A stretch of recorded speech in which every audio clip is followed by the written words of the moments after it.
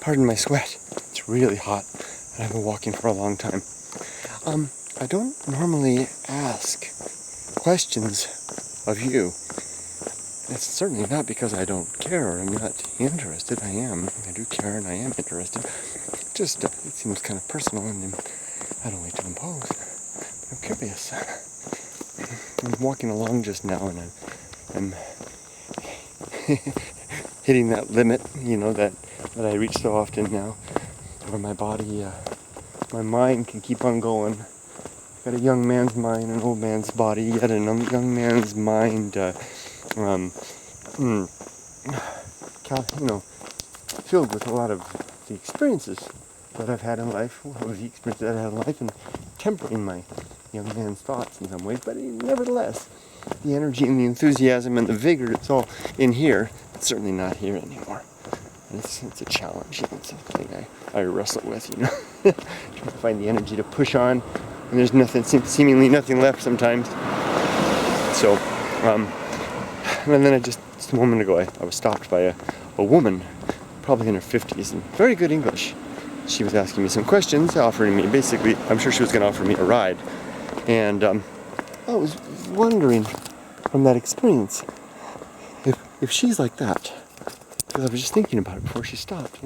I'm okay, my car's back here. I was thinking, I feel like a young man in an old man's body. Does she feel like a young woman in an older woman's body? And if so, how common is that? This question is not really answerable by the young people, 20s or 30s, because still you got the young person's mind and the young person's body. Lucky you. But what about you older folks, you 40s and 50s and above? Molly was telling me about his friend who's, getting to be a senior citizen and says he still feels like he's 25 inside.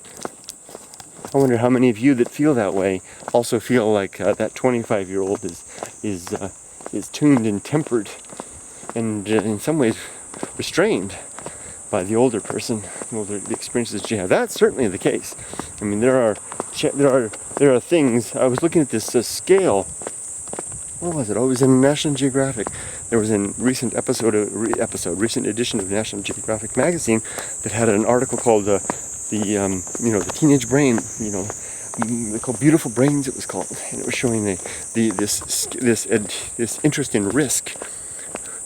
Uruka.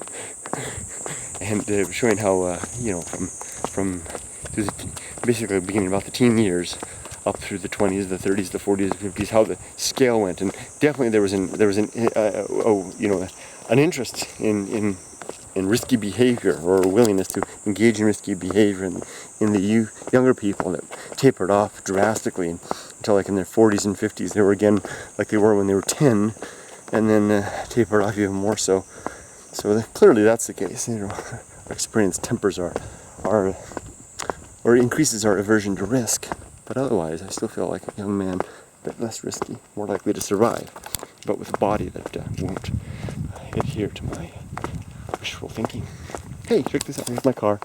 And boy, speaking of adventure, there's a shrine back up there behind us.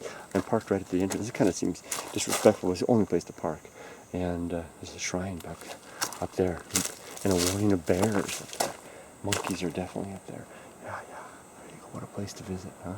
Okay, I'm going to sign off for now. And, if you guys care to answer, I'd be interested to hear what you guys have to say. Take care. Bye-bye. Oh, look at the green. I love the green.